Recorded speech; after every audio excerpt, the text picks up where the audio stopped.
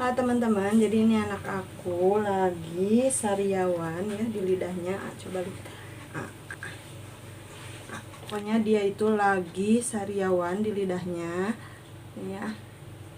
Nih. Jadi di lidahnya itu banyak banget ya, kayak batik kayak gitulah pokoknya. Lidahnya itu sariawan, kayaknya sakit banget sehingga dia itu meler terus ya, jadi ileran terus gitu.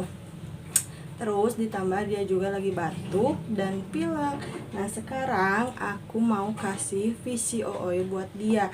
Caranya karena dia itu masih 6 bulan, kalian bisa teteskan 3 tetes atau 5 tetes juga nggak apa-apa, supaya batuknya itu nggak nggak sakit lagi kayak gitu, dan juga sariawannya cepat sembuh. Oke, kita kasihin ya.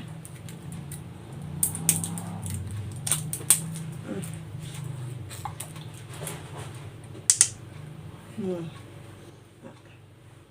Kalau dikasih obat dia tuh biasanya nangisnya bener-bener meresahkan banget. Tapi ini dikasih Piko adem ayem aja gitu, kayak yang enak.